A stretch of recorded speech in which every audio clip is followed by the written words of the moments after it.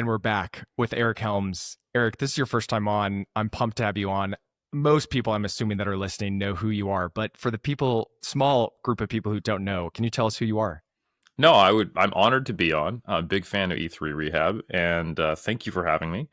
And for a brief background on myself, I am essentially just someone who is very obsessive and does one thing at a time, but then does all things in that one thing, and that one thing is lifting. So, looking back in retrospect, it all started with getting bit by the iron bug in 2004, becoming a trainer shortly after that, competing in natural bodybuilding and powerlifting, and even dabbling in weightlifting and strongman over the years, getting into online coaching, starting 3D Muscle Journey, and then finding that I found. You like that? Why should you listen to this guy? He can't even talk. But yeah, finding that I thought the best way that I could help the community that I'm part of and give back was by moving into the science communication space, pursuing my own education. So, yeah, in 2012, I moved out to New Zealand, where I have now been for 13 years with my wife. Completed a second master's and my PhD at Auckland University of Technology, focused respectively, or I should say broadly, in strength and physique sport.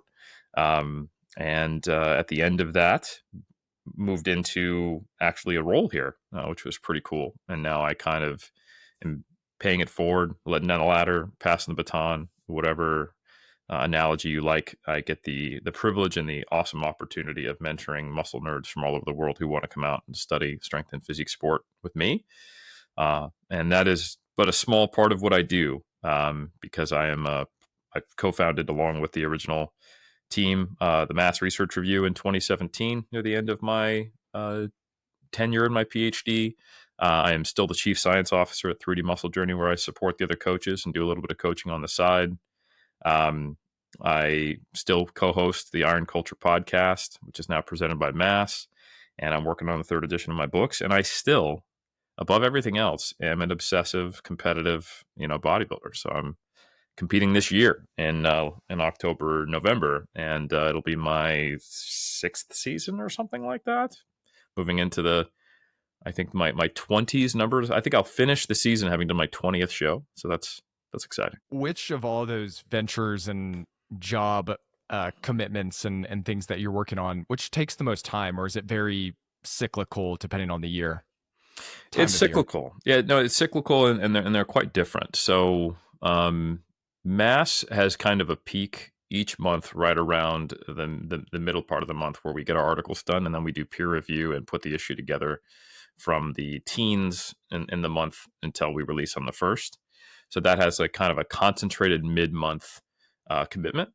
The podcasts that I do are just a weekly thing. So, you know how that goes. And there's a bit of planning in that and getting guests and thinking about what we're doing, of course, but that is more of a constant. And then working with students, it really depends. I work primarily with master's and PhD students here at AUT. And master's students have a very concentrated period of like, I need to get my thesis or dissertation done, depending upon how they split up our course, whether they take more classes or do a larger project, where it's kind of all hands on deck and they're novice researchers. They need more mentoring. So once I take on a master's student, that is for the next 6 months, kind of a pretty big focus of my time on at least a weekly basis, about an hour a week. PhD students, it's very ebb and flow. They might go 6 months where I check in with them every month and they're like, no, I'm good. Might be periods where I'm hearing from every week and we're going through and trying to get a manuscript published. And then my books, it's super cyclical. Like the third edition, I've been focused on a lot in any and all free time that I have since 2023. When I first started going, yeah, I need to start working on this towards the end of the year. But the last time I really did something with my books was late 2018, early 2019, when I did the second edition. Yeah. So for me, my day to day is staying in touch with clients via email, staying in touch with students via email, podcasting, trying to stay present on social media just to keep putting out good free content, and kind of then just getting into that cyclical thing with Mass. And then when and if students need me, I do that. And I also get the awesome experience of people asking me to come and do seminars around the world and talk about bodybuilding. So it's I kind of set my own hours, which is quite nice. That is nice. Well, you're a busy man, so I appreciate you taking the time. Because of your background, what you do, your expertise, I think you're the ideal person to come on and talk about all things muscle growth and hypertrophy. And this conversation will be a little bit of a clinical twist in the sense Mm. that most people listening are in healthcare, rehab provider, or a student going into the rehab profession, whether it's chiropractic or physical therapy or athletic training. We have strength coaches, we have trainers, but largely it's clinical bias. With that, there's still tons of people in those populations or in the rehab setting that need to grow muscle and need to rehab and need to understand as a clinician the principles of muscle mass and Mm. hypertrophy. So that's what we're going to be chatting about today. Can you, Eric, dive into what are the kind of the key variables influencing muscle growth that people should know of and understand when training athletes or patients throughout this process? Yeah, if we're talking training variables, the big things that seem to be related to hypertrophy is that there is a sufficient level of effort, like per set effort, which we often define as proximity to failure. That the exercises that are being selected are at least not a bad fit for hypertrophy. So they are able to expose the target muscle to a degree of tension. Um, so I kind of have a basic checklist of what makes an exercise a decent one for hypertrophy. Does it train the muscle that it's intending to train? And when task failure occurs, is that muscle somewhere near muscular failure? Um, does it do a decent job of placing some of the challenge near a longer muscle length position rather than just being heavily quote unquote short and biased? Does it have a lot of practical elements of it? I have a great acronym called PLATE. Where is it painful? Is it loadable? Is it accessible? Something that you can get access to on a regular basis? Is it time efficient? And do you enjoy it? I kind of put those in front of all the other things related to: does it target the muscle? Does task failure occur near failure? Um, and then does it have some degree of stability? Which, if you go on TikTok, makes it sound like you need to be locked into an armor suit and like gyro stabilizers, making sure that only the joint in front of train is moving. But when you actually look at the research, we don't see a difference between machines or free weights, indicating that most typical exercises will fit the bill for this. Just don't go out of your way to stand on a Bosu ball. So yeah, once you've got kind of a decent guideline of what's a good exercise or vehicle for that proximity to failure, then it's the question of the dose. And there is a dose response relationship between volume, which is just easily calculated as how many sets you're doing for a given muscle group per week, or you could do it per session. And there's complexities to how we count that. And then just understanding really well that the initial sets you do are going to have the largest return on investment. And that when you are untrained, or especially in a state where you are detrained, it really doesn't take much. And something like 4 to 8 sets is going to be a fantastic place to start for someone who is, coming off of maybe an athletic background where they were doing far more than that. They've detrained, they need to regain some muscle, or if you've never trained before. And yeah, it's true that 16 or even 24 sets will produce more hypertrophy, but going from 4 to 8, which is doubling your volume and adding 4 more sets, will produce a larger increase than going from, say, 8 to 16. Um, and then, if you want to like compare, okay, what does it take for me to get twice the stimulus from 10 sets on average? If we look at the statistics, you have to triple your volume. And we're getting into kind of insanity land where it's really only like a specialization cycle or something a bodybuilder would do.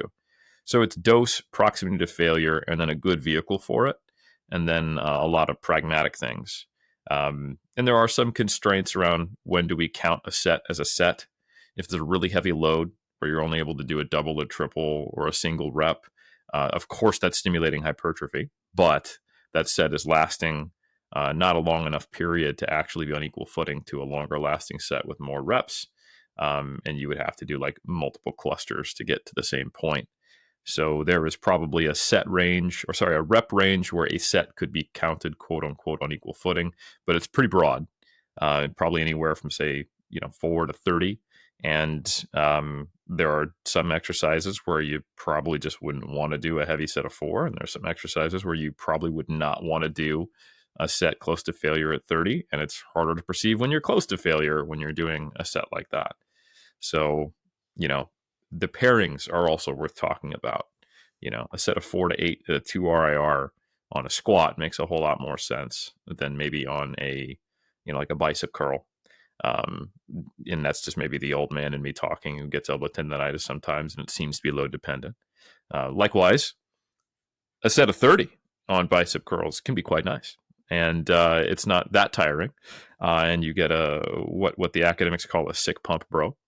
But a set of 30 on those squats near to failure, that's probably all you're going to be doing for the next, 10 minutes. You're just going to be recovering from it afterwards. So picking and choosing your battles and your rep RIR load and exercise combinations is a big piece to effective programming.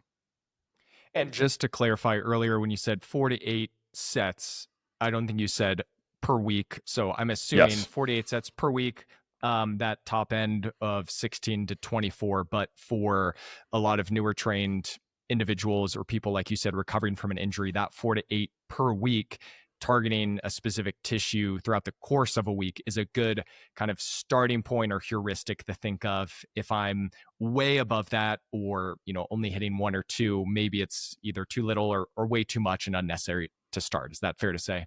No, that's a great clarification. And there's going to be huge individual differences here, but we've got some high level, pretty cool data coming out in meta regressions now with 1,000+ participants. One really good thing that I like, and shout out to Jake Remmert as well as Zach Robinson and the team at FAU led by Dr. Mike Zerdos, Josh Pelland. They've done a series of these meta regressions, and one really cool thing they did was they looked at the placebo, or I should say the control group research, to say how much typical variation if there's someone doing 0 sets. And then based upon the measurement error, the typical variation, what do we need to see? What's the minimum effective dose across all resistance training studies that calculate volume, trained and untrained? So obviously your mileage may vary. And 4 sets is where you go, yeah, that's pretty consistently you're going to see a change. And then you're still getting really great efficiency with every added set, probably arguably up to like 10 if you just think about the time commitment. And then after that, you really have to think about it, I think, from a clinician's perspective. Like, is this a competitive athlete who's trying to get back as quickly as they can and they're free to go? Or is this someone who was a weekend warrior and they weren't doing that much more than this anyway and they've lost some muscle? Or is this someone who is getting, it would benefit from hypertrophy, but it's never really historically done that type of training? And where you decide to go up in terms of that lower efficiency but higher dose response is going to be very individual and should be gradual. I think there's some overlapping concepts in the rehab world as well as the sports science world. Kind of the idea of increasing your envelope of function, or just the idea of gradual exposure. That goes really nicely hand in hand with the repeated bout effect and progressive overload, and monitoring progress and not necessarily increasing the dose until the quality is in place and we're seeing that there has been a substantial slowing or a plateau, and where otherwise we think we could progress faster and the person has the capability, logistical feasibility, and the desire to do more volume. Yeah, it is helpful when clinicians become familiar with how there is quite a lot more flexibility than one would think of. Typically what is thought of when trying to increase hypertrophy, of these really rigid repetition ranges or sets or frequency per week. There's probably a much wider spectrum, and it can be very patient and athlete dependent, depending on a variety of factors, like all the things you mentioned. But at least making sure there's those big kind of boxes checked off of, am I in an exercise or series of exercises that are targeting the tissues I want to target? Am I getting close enough to failure? And I think we'll dive into that maybe a little bit later, of like, how close do we need to get? And I'm hitting at least a bare minimum sets per week. And then you can have a huge range of 4 to 30 repetitions. And in the clinical realm, this is super beneficial for a lot of these earlier post-ops or these cases where higher intensity or lower repetition activities are just too irritable or, contraindicated or just not appropriate during this phase of rehab. We can lean in or bias 15, 20, 30 plus reps to get the kind of muscular response we're looking for without blowing up the tendon or the joint, et cetera. So having some of this awareness of the current kind of landscape of the hypertrophy literature, I think gives more options and more flexibility than not being aware of it. Mm. So those are kind of the training characteristics or things to consider. Is there anything else from the variables influencing muscle growth that you want to dive into from kind of a baseline nutrition aspect or other, life things that someone should consider or at least discuss with athletes to consider?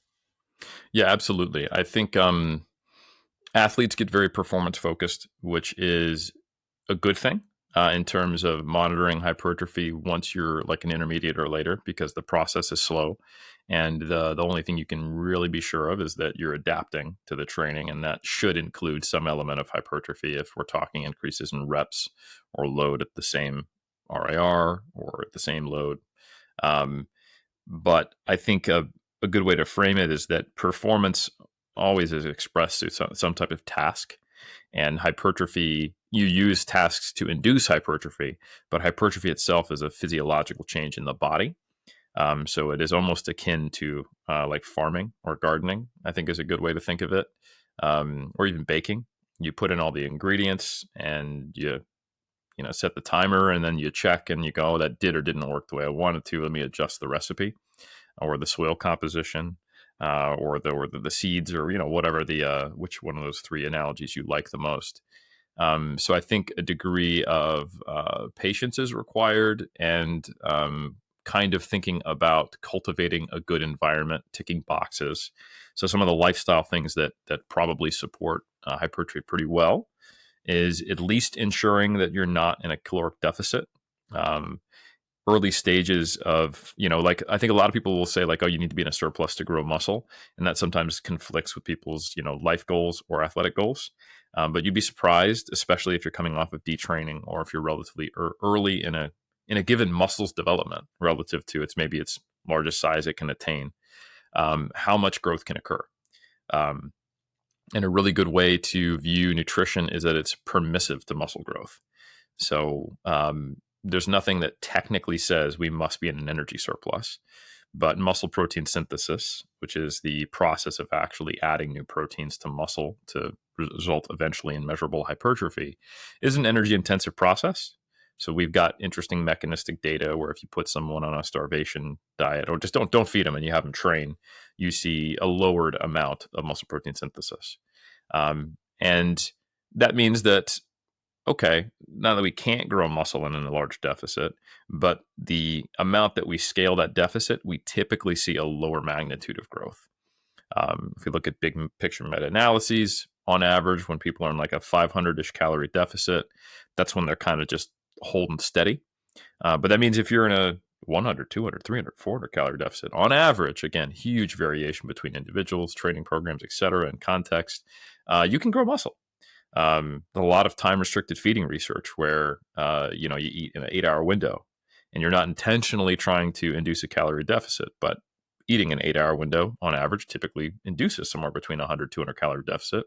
And over the 8-week length, or the typical like 2 to 3 month study length, people are growing muscle pretty similarly to a typical feeding schedule where they're not in that same deficit.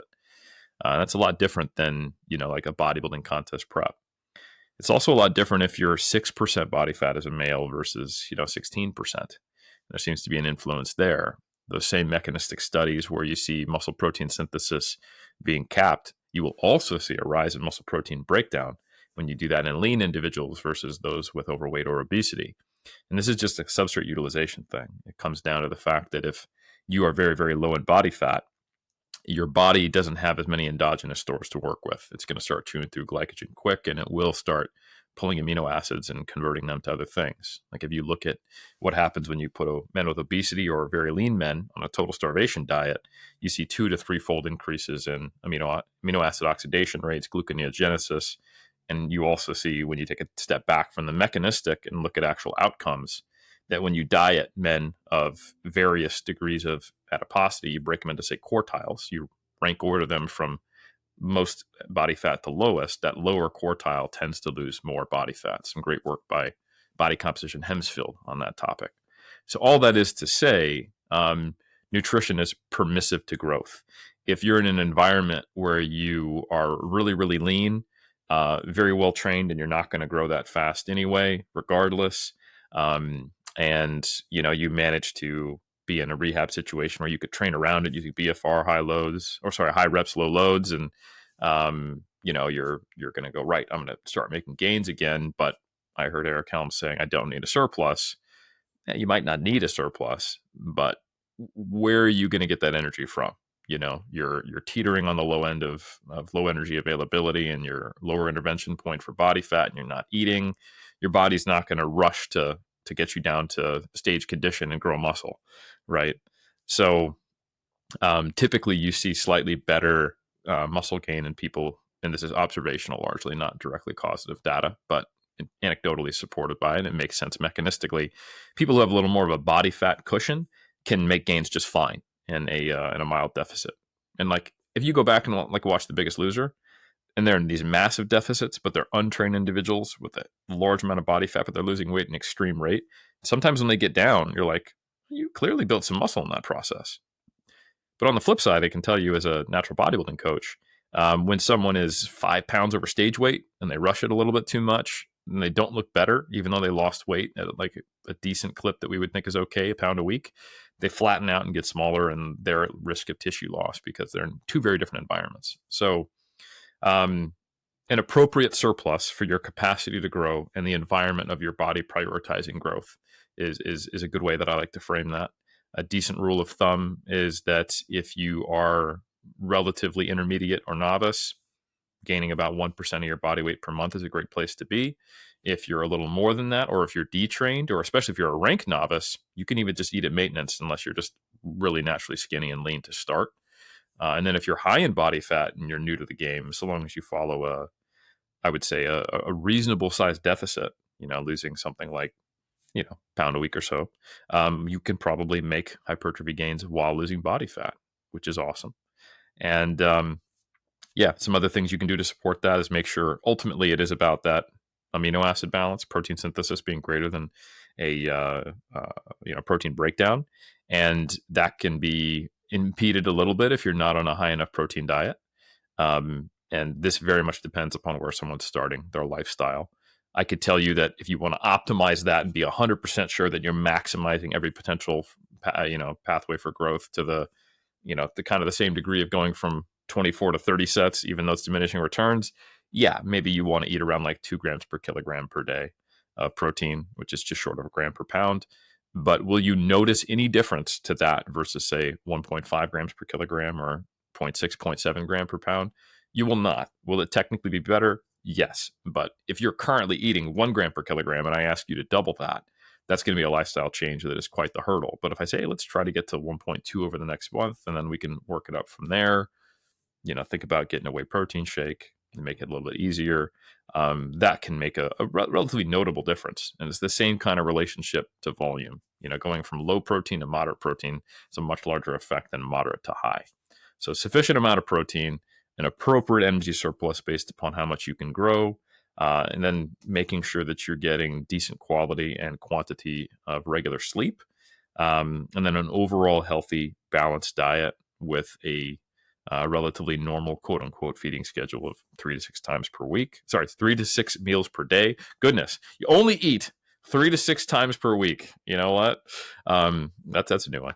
And then you've got like the environment for support around that training protocol. From a clinical standpoint or aspect, when we're working with patients, a lot of our cases, depending on the setting we're in, but a lot of our cases are maybe a few weeks, a few months, but really not enough time to see like appreciable changes in hypertrophy. And a lot of those cases from an pain and injury, the question is like, do we actually need to grow muscle to improve outcomes, and a lot of times it's not necessary, and it's these other factors influencing kind of improvements in pain and function. But post-operative cases, there's a huge argument to be made for this is a great period to start rebuilding the tissue, increasing hypertrophy, and you're working with these post-operative cases for multiple months or sometimes at least a year or longer. So I wanted to give you a case study because I think our audience, it will be a little bit more tangible of a specific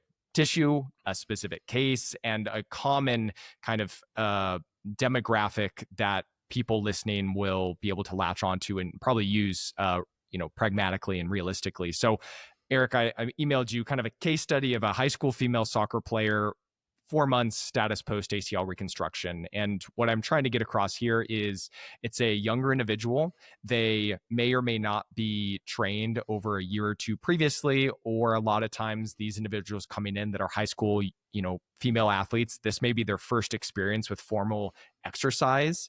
And they're in this mid stage of ACL rehab. So we're kind of in this primary goal of regaining, there's a variety of factors, but quadriceps strength and size. And so I wanted to use this kind of mock case study to get a little bit more specific on how do we implement some of these principles in a real world scenario. Yeah. So with that case, they need to regain quad size, they need to regain strength. We have a long time to go about developing these changes. Throughout the course of a training week, I'm thinking of a clinician that knows these are the priorities, but they feel kind of aimless and feel lost. What are your starting points that you should think through as a clinician of, all right, these are my goals. I have, let's say, twice a week with them. Obviously, I can give them recommendations for stuff to do on their own. But to that early discussion of these key variables, how do we make this kind of look specific to someone from a kind of quadriceps muscle mass and strength perspective? I was thinking about this because you emailed me beforehand, and my first response was, I don't know shit about soccer rehab or ACL reconstruction. Oh God. And you were like, dude, it's fun. I got that. You tell me about muscle growth. We'll get a good story together.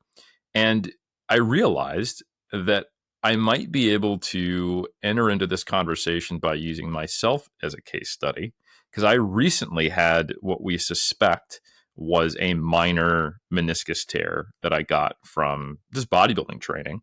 And I worked with a really good evidence-based physiotherapist here, very similar to a PT in the States, who did some cool stuff with me. But it was during me dieting for contest prep and wanting to retain every possible little ounce of muscle. So it's kind of like the extreme other end of still an athletic case study and the knee, but the general goal kind of wanting to retain muscle mass. So I had can I briefly go through what we did, and then we can kind of juxtapose totally. that? Okay, For cool. sure. So this is just one of those freak things, I think. And I wasn't even sure that I really did anything initially. I had just come off of doing some heel elevated, feet forward, heavy, paused Smith machine squats. So really kind of knee dominant, putting a lot of load through the tissue. And then I jumped on to leg extensions afterward. And I felt a little pop in my knee on my very first working rep of leg extensions. And I could tell something was wrong, but I didn't feel pain. And I was like, maybe that's just like some stuff moving, just, false signal, what's going on. Went back to it, continued the workout, and noticed nothing. I trained quads like every other day. They didn't get inflamed. They probably did. I just didn't notice it. Nothing really occurred. I was fine. And I came back 2 days later, and then I decided, I feel great. I jumped on a leg press. And this is, the next heavy quad compound movement I was doing. And I did a low foot position, kind of heels floating a little bit. I put a pad behind my back, did even more range, elevated heels, knees in my chest. It would make Mike Israetel proud kind of deal. And I hit a PR of, I think, either 10 or 12 reps with like 320 kilos, 8 plates aside. I don't count the sled. Did that for 3 sets. Last set was like at a 0 RIR. And oh, buddy, that night I knew something was wrong. And I had quite a bit of swelling. I felt very unstable. Stairs were going up at an angle. Something was off. So I decided to hook up with this really good knee care specialist I knew, someone who reads papers, really good reviews. So a shout out to them. And, they basically listened to me talk a lot and went, okay, so you're dieting.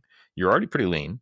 and you're trying to retain every little bit of muscle mass. And based upon what you said, this is probably not something that we even need to do imaging on. You're not getting any clicking or catching. You just feel the sense of instability.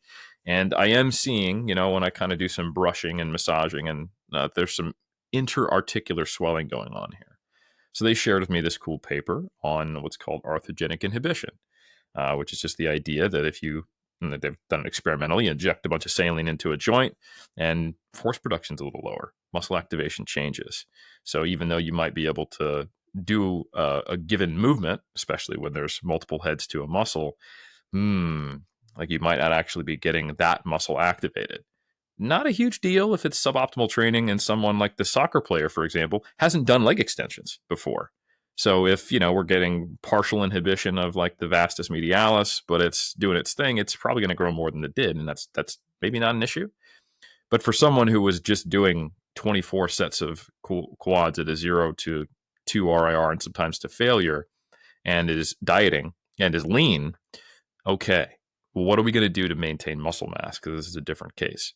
So what we specifically did is I started providing ice to my knee, not because we're trying to get down inflammation, and knowing that this might even actually slow the healing process, but that's okay. I'm going to heal quick. But I need to be able to train in some way to maintain my quad size. So I started doing unilateral leg extensions with like multiple sets of 20, starting around at like a 2 RIR. The idea here is, while the tissue doesn't really care how we reach failure, cool like little aside of muscle physiology, when you hit failure with a set of 10 or 30, you're eventually getting to the same point through different mechanisms of recruiting every high threshold motor unit and making sure that they're all trained to a decent degree. When you do a set of 10 by rep 2 or 3, everything's coming to the party because of the high force demands. With a set of 20, this occurs eventually through what's called motor unit substitution or cycling. And you're trying to meet these low force demands, but eventually fatigue results in everyone needing to contribute. So reduce the load dependent pain that I was seeming to get. And we were actually just doing hey, let's check every couple of weeks to see how you're doing. And this is a great clinic. They have a nice kinetic dynamometer, so it can actually measure my torque in my knee in both flexion and extension. And we looked at how much of a disparity is there between left and right. How much is there in disparity left and right when we ice versus not? And there was, more than a 10% difference. And I was noticing a difference in training. But that quickly resolved. My pain went away really quickly. Did I heal a little bit slower? Maybe. But now I'm at the point where it's like it never happened. And that's 8 weeks later. And that was been the case for the last 3 or 4 weeks. And I was basically in stages going back to my normal training. We actually used some BFR. I did some single leg press. I did unilateral work for a while until I felt comfortable. And now we're just back in the game. So that is an example of pull out every stop, push the envelope, maybe even slow healing a little bit, because the thing we care about is retaining performance. How that would translate to, say, a field athlete, maybe slightly down, it doesn't need every ounce of muscle. But let's say we're talking about an in-season American football player.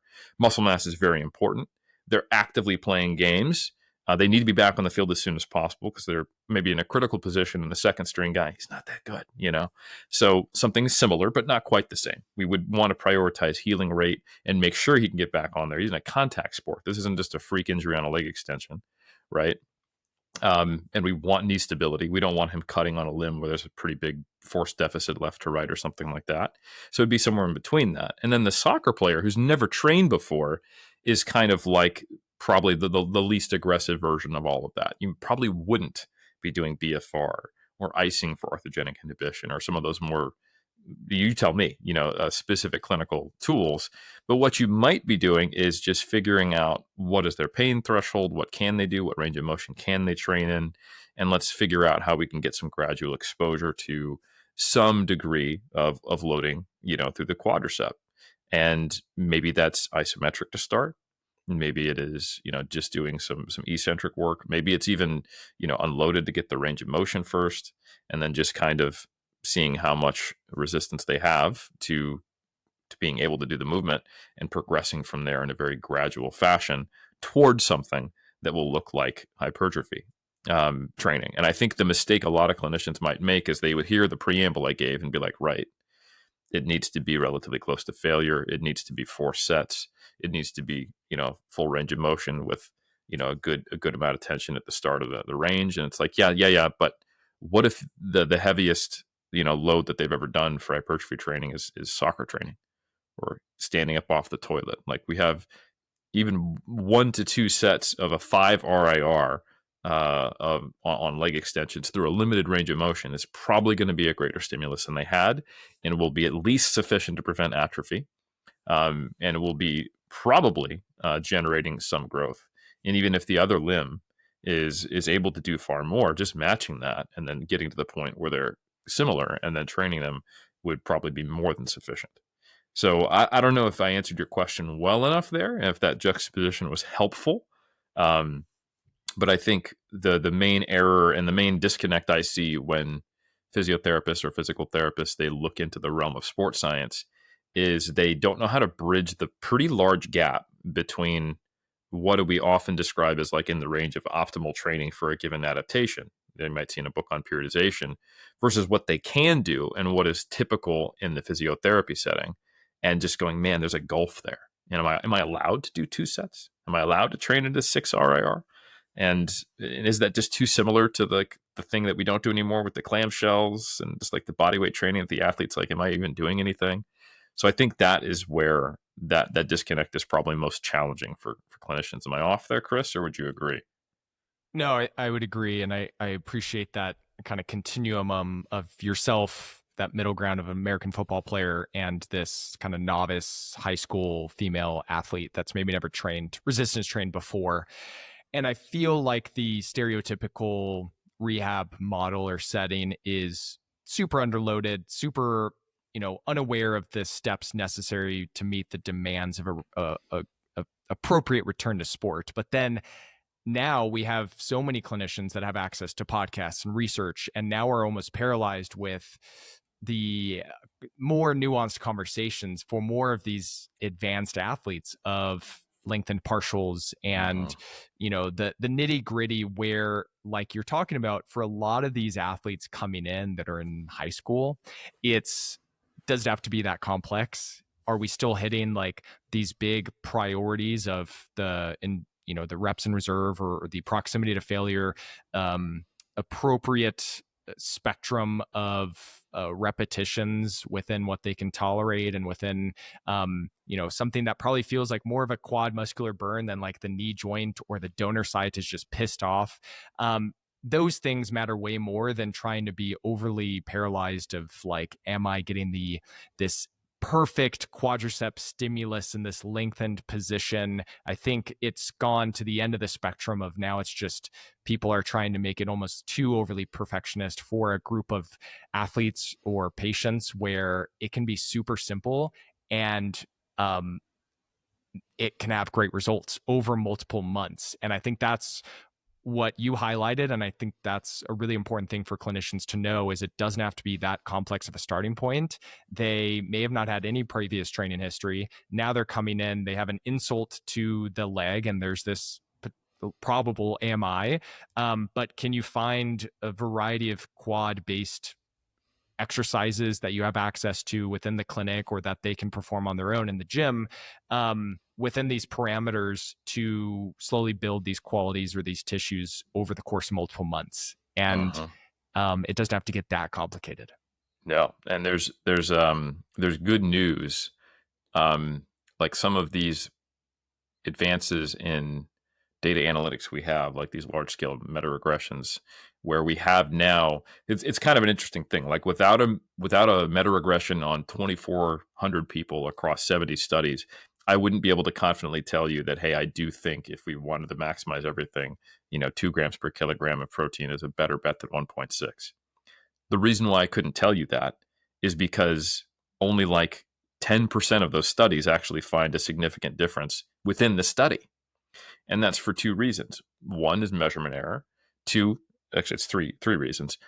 Two is a small sample size. So when you look at these individual studies, you have what's called sampling variance or sampling error, which just means, you know what, if I flip a coin 4 times, it wouldn't be that weird to get heads 3 times, right? Or tails 3 times, right? You flip that coin 30 times and you get 20 heads or 20 tails, you better check that coin. When we have what is common in sports science, small sample size studies trying to find optimization techniques to improve performance, because the difference between a 10-second 100 meter and a 9.8 is a really big deal, even though it's a very, very small difference, absolutely. And in the real world, um, that's the name of the game. So we care about these small differences in sport and in bodybuilding and powerlifting. Like what's the smallest worthwhile change in your total? 2.5 kilos. That's the smallest I can put on the bar. But literally, if anything, like in weightlifting, I can do a 1 kilo increment. That's what I care about, because that's the difference between second and third sometimes, or first and second. So it's a very different mentality, and the research reflects that. So that means that for us to see this minute difference between 1.6 and 2 grams per kilogram of protein, and over a 2 to 3 month period, I need to overcome the fact that it's all these things that introduce noise signal, that make the signal harder to see in the noise. And I need 2,400 participants, and then I can go, oh yeah, there's what we would describe as a trivial difference there. So you'll never notice, but it is technically true. It's not quite as bad as saying, hey, I took a glass and I scooped something out of the ocean and now there is technically less water. But that's a decent analogy. Like, this is something where if you were trying to optimize everything, you could defensively say that it is better to eat more protein, but it is the type of thing also that a clinician would never notice the difference, and neither would the individual. So that means the good news is that when you look at that same graph, you're like, well, the, the difference in 1.2 and 2 grams per kilogram of protein, they're both positive outcomes and they're both pretty good, and they're not that different. And that's why sometimes studies on them don't even show a difference. And the same is true for training variables. So that meta-regression by Robinson that is looking around 1,500 people, and it is actually true that a set to failure is better than a set to 2 RIR when we have this amount of data to detect it. But every prior meta-analysis that was done to that continuous analysis with that large inclusion criteria did not find a difference between being close-ish to failure and failure when it looked at it in dichotomous, non-continuous, A versus B comparison with a large scale difference. And when you look at the meta-regression, you can see that there's actually, so it's like, on one hand, the hit guys, the Mike Mentzer lovers, they're like, yeah, I told you, failure is better. But on the other hand, they can't be too happy, because you also have to reconcile that when you look at a 10 RIR, it's still a positive number on average. The model predicts there's still hypertrophy. So that's not great for arguing online for why Mike Mentzer is like God. But it is great if you're a clinician who is working with people with a limited hypertrophy specific training background, who have pain and injury and lack of exposure and maybe don't have the ability to gauge RIR effectively. It's even more compounded now by all those factors. Yeah, like first couple weeks, they're training at a 10 RIR. That's not a problem, even though it is inferior to a 9, 8, to 7, to 6, to 5 RIR, because inferior is not the goal. It is just, how do we actually get our foot in the door and start making progress? So I think when you look at clinical practice in rehab, or clinical practice in strength conditioning, and clinical practice in, say, a bodybuilding application, who a lot of us crazy sports scientists do, because we're not actually good athletes, but we love this stuff. And that's the whole reason why we, jumped into the field. You have to be aware of that kind of context that is loaded into the data, and the way that the research is done, and what do we consider a meaningful change when we're doing a study based upon the context. Because when you look at like exercise behavior research, and when you look at sports science, they can say the same outcome. That doesn't matter. Who cares? A great example. We have kind of two sister brother podcasts of related Mass Research Review hosts. So there's me and Trex, who host Iron Culture presented by Mass, and then you've got Lauren and Trex. So Trex is on both, hosting Front Page Fitness, which just started. And we both had conversations about protein within the same month. And the conclusion over on Front Page Fitness, which is just like general people who are interested in fitness, is, yeah, if you're getting around 1.2 grams per kilogram, you're going to make great progress. But then you catch me on Iron Culture and be like, yeah, you probably want to consume 2 to 3 grams per kilogram if you're a competitive bodybuilder trying to get shredded and maintaining as much muscle mass as possible. And I think some people in our industry would really struggle to hold those two values up as like both evidence-based. They're too far apart. How could that possibly be? One is twice the other, but it depends upon who we're applying it to. So would I tell someone that they should be doing 2 sets of 20 reps to a 10 RIR on leg extension if they had interest in growing muscle? No. But would I tell that to the person doing that for the first time after ACL reconstruction? That's, yeah, like, awesome. That's a great place to start, right? And you can even shorten the range. You're not even leaning the seat back. Like Larson and colleagues would tell us, would get that rec fem growth even more. Like, come on, what are you doing? You might as well just not train at all. Absolutely not. I think that perspective and that difference is critical, and we struggle with it. And most disagreements you see, like in online fitness spaces, are because two people are talking about two different applications of the same data or understanding. A lot of the people who love low volume, high intensity training love it because they can get a really good bang for their buck. And they're thinking of it like an investor. Like, I only have 2 hours per week. I'm busy. I got kids, but I do want to grow as much muscle as I can within those constraints. And they're talking to someone who's like, I want to grow as much muscle as possible. And I do care about getting that glass of water back in the ocean, even if it's, just 8 ounces added to, half the mass of the planet. Right. So they're going to want to know, like, is 30 sets better than 28? And the other person's like, that's bonkers. You're an idiot. So that's the kind of thing that I think gets in the way of understanding the wide range of flexibility that clinicians fortunately have. Yeah, I think the nice thing about training these newer, to training individuals is it's not that time demanding. Yes, it would be great if every clinic had a ton of different machines for options, but like if you can set up a leg extension or a constrained split squat or, different things to bias, knee extension, and they're actually feeling the quad as opposed to just like a cranky knee.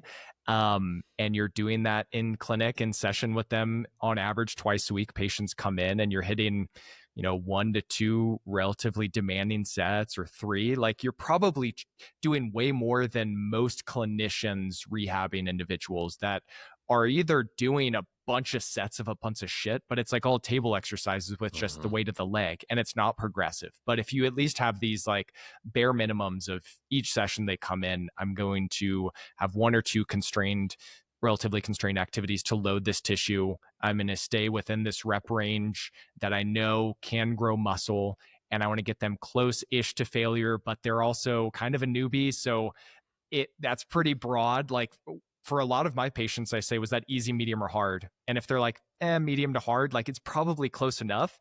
And in Mhm. 2 weeks, if they're 10, 15, 20 pounds up, like the needle's moving forward. And then as we get more towards the late stage or people that are maybe more familiar with training, if they're a patient, like, yeah, we get more towards the nitty gritty of using the verbiage of RIR or RPE. But if it's hard ish and I see some things start to slow down towards the end of the reps, like we're probably close enough for a lot of these patients that don't have any previous training history. 100% agree. Yeah. I mean, I think about, I've been in the game a long time. I've been hurt multiple times, and I've had experiences with physiotherapists or physical therapists who just really didn't get it. Or I had a pretty significant post-op, and I kind of like speed ran through the initial exercises they gave me. I'm like, this is not challenging. This is less than my day-to-day activities, and I get it. The same surgery has been done in sedentary people who are twice my age and twice my body weight at a lower height, and you kind of have to cater to the least fit person if you're going to give out generic advice. But I would bargain and talk and chat through and explain with those either that orthopedic surgeon or that rehab specialist, and go, hey, I know technically, you want me just to take a couple weeks off training after surgery, but do you have any problem with me doing, like a hip thrust with a bag? I know I can't actually load, but like I could do that. I'm like, oh yeah, I guess not. And okay, how about isolated knee extension and leg curls? Oh yeah, no one's ever asked me that question before. I'm like, yeah, well, I'm crazy. Like, I'm going to do everything I possibly can, and I just want to make sure you don't think I'm going to set myself back. So that is I've seen kind of the other end of it, and I think back and I went, yeah, if I got brought into the clinic and the person was like, all right, let's do some stuff to calm down this tissue, so you can actually your perception of effort is not perception of pain and inhibition, and then let's actually get you to do a couple of sets that are challenging. And I didn't have a training background. I think that would be incredibly effective.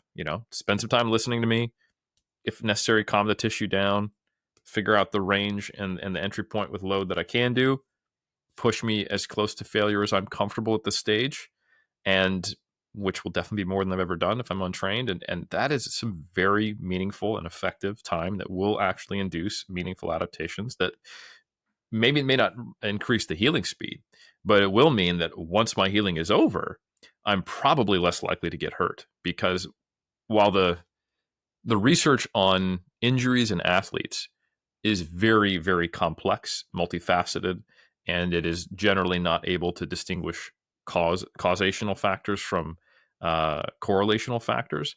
One of the biggest predictors for future injury is previous injury.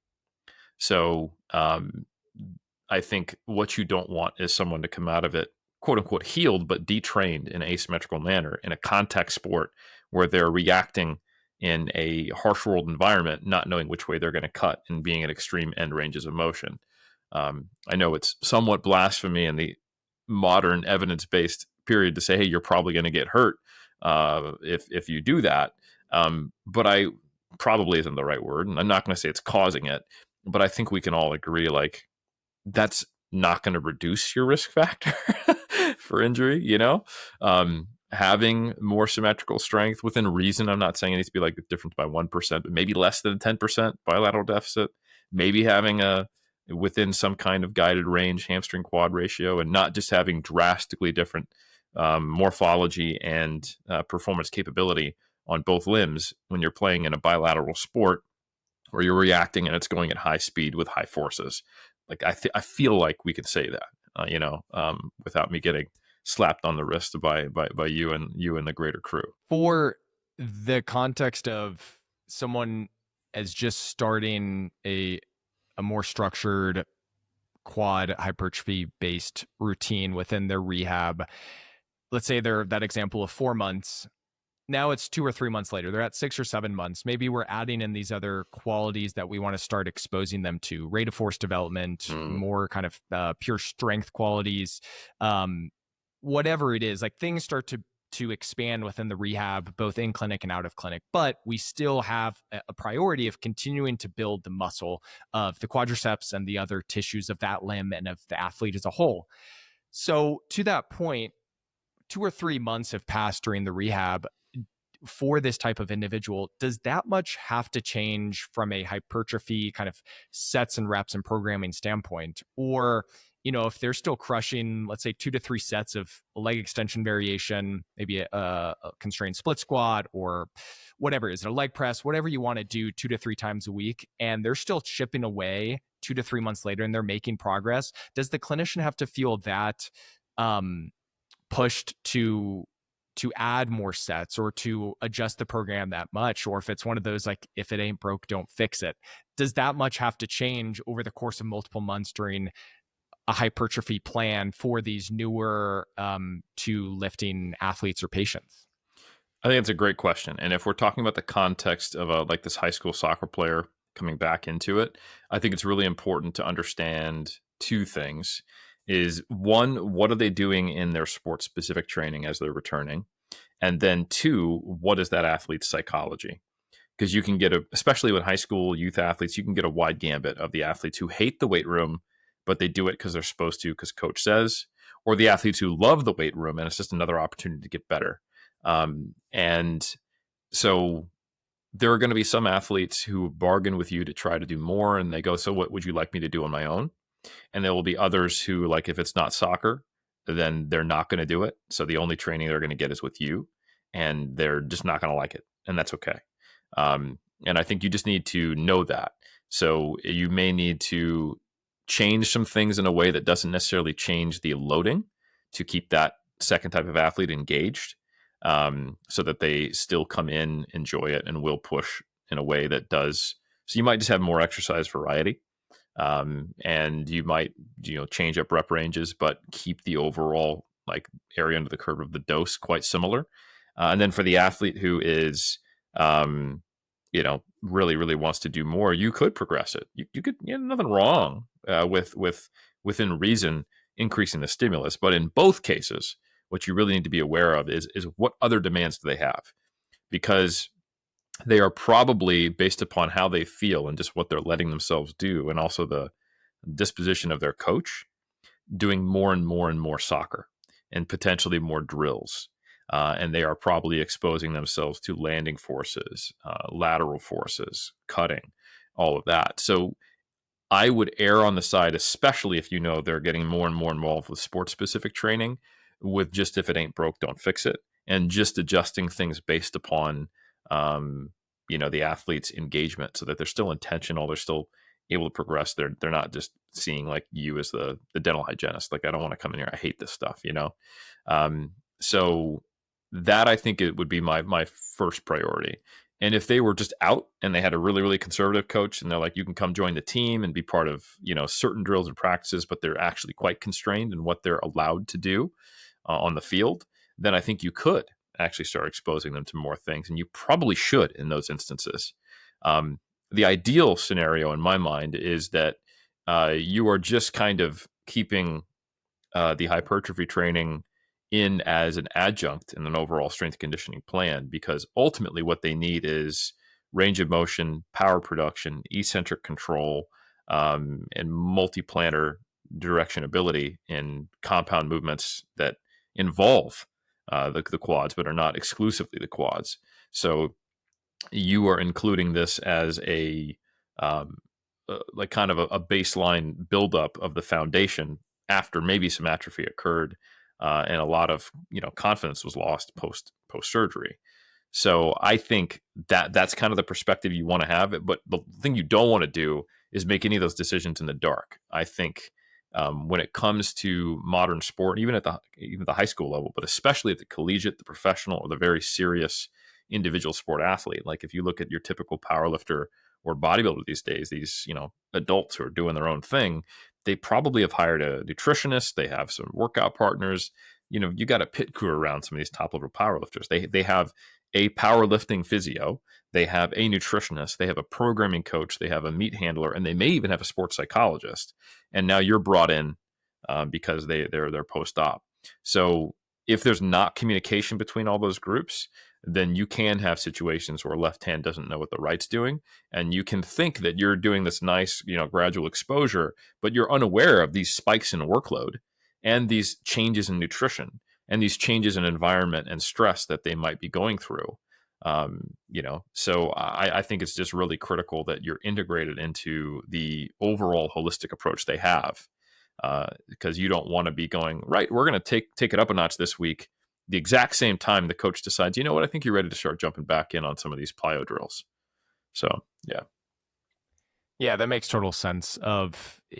During those maybe first few months of having a big priority of the training or the rehab, calming the knee down, normalizing range of motion, restoring these base level kind of qualities, and then building a lot of the routine as like building up the muscle. Hypertrophy is a major component. And as we integrate some of these other qualities and other things within the training session that are super high demand, like introducing jogging and then acceleration and deceleration and a change of direction and plyometrics, like the time availability becomes less for hypertrophy, but like there's always kind of a finger on the pulse of keeping that in and maintaining some level of that, but it's not the reigning kind of priority during that phase of rehab. But still having an awareness of, okay, what are maybe these minimums that I should be hitting to kind of continue to isolate these targeted tissues that I know are super important to at least maintain or slowly kind of build and move that needle forward, is helpful during the later stages where it's maybe not the priority anymore. You've built a lot of what you were hoping for, and now you're focusing on other things. And like you said, having this awareness of the rest of the athletes or the patient's training day and week and month, that severely indicates whether or not things need to be titrated up or down within the session, because you may just be doubling up on what they're already doing. Well said. Okay, we're almost at an hour. I want to respect your time. And I think this is kind of a good place to start to close out. maybe I'll provide a summary and you can fill in the gaps if there's anything I'm missing. But for a lot of these clinicians that are listening, we're working with more of these kind of novice to intermediate athletes, younger individuals, their first time or first few years, maybe resistance training. There's a lot more variability of how we can implement a plan, but knowing that we have these big bare minimums and big rocks that we want to hit of at least enough frequency to improve these kind of hypertrophy based goals, enough kind of proximity to failure, but that can be a little bit wider for these newer trained individuals than maybe some people think. Having at least a baseline level of adequate nutrition to meet the demands of growing muscle. And like you said, depending on the body weight or their kind of adiposity, that does change. But for the context we're in, not a major deficit, likely, at least stabilized at base level calories. So they're not drastically losing weight during the process, if not slowly gaining a little bit more weight. And then having a variety of exercises that you have access to as a clinician or the athlete has access to of targeting those specific tissues you want to train. And from there, are they symptomatic? Do we need to lean into more higher repetitions? Utilize something like BFR or just utilize 20 or 30 reps and allow that to be a good opportunity during that period and then shift that or let that fluctuate over time. And then months down the road, as we continue to expand the general rehab kind of plan of care and the stages of rehab are progressing, knowing that other things are being implemented and there's more stressors, we start to kind of titrate down maybe the overall focus and emphasis, but keep some of that in as a bare minimum and not completely let it fall off. Anything else you would add to that, or just kind of knowing our audience, any final words of wisdom before we close it out, Eric? No, that was a great summary. And I would just say that one of the principal tools of a strength conditioning coach operating with athletes who have performance demands that require multiple different physiological characteristics and at different times. The understanding of the minimum effective dose to not only get an adaptation but maintain it is one of the key tools. And if you look at most of the theoretical debates in the periodization literature, it's kind of all based around, well, I don't want to lose something while I'm trying to gain something else, and how much of X do I need versus Y, and then when do I get it all? And while I think there's not a lot of merit to like digging through each one of these models, I think the understanding that essentially it's like you're a chef trying to do the job of two chefs, but they're just not there.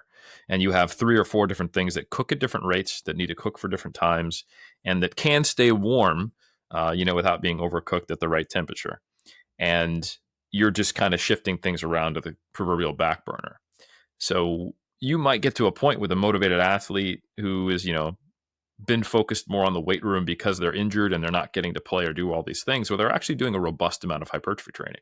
Maybe they're doing 10 to 15 sets close to failure on multiple different exercises. It's a very safe, controlled environment, the weight room, compared to, running around in a field. And you're kind of going like, well, you're not actually a bodybuilder. You're playing soccer. Like, it's good to have big muscular legs, but ultimately I need you to be a very powerful, agile athlete in various ranges of motion and various planes and reactive. So we don't have it's great that you've started to train 4 or 5 hours, but we can keep all that with a quarter of the training. I mentioned earlier that minimum effective dose of roughly 4 sets on average during a phase of being in season in team sport athletes.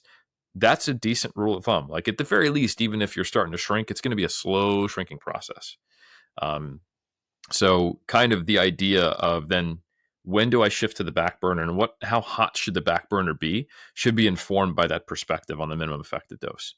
And I think that is one of the most important tools. And it's something that S&Cs do. We're doing more sprint work, we're doing more anaerobic work, but we did an aerobic base before that. It's not like you're going to lose VO2 max while we're doing repeated sprints, right? Is it the best way to get you better at running a marathon? No, but you're not actually a marathon runner. I just wanted you, after the transition phase and some time off and your vacation, to be able to handle some decent level of conditioning because you're actually out of shape. So let's build an aerobic base. Then let's focus on, sprint work, and then the weight room moves from hypertrophy strength to power as we get in season. And I'm just doing the minimal dose of enough to keep you strong and maintain enough muscle mass while we have these really high workloads. But I don't want to add to the workload. I just want to make sure that we're retaining the physiological adaptations that enable us to adapt to it and survive a very demanding season. And I think you could apply the same concepts in a rehab setting as they're moving from, like immediate post-op to, rehab phase to return to sport, and kind of that phasic process. Eric, you're the man. I'm glad we got you on finally. We'll call it there. We'll plug in all the things you're a part of, all the other podcasts. So if people want to continue to hear your great radio DJ voice, they can listen and hear more of the nuances of all the things we discussed if they want to dive way more into the weeds. Yeah, I appreciate you, Eric. We'll call it there. My pleasure. Thanks so much for having me.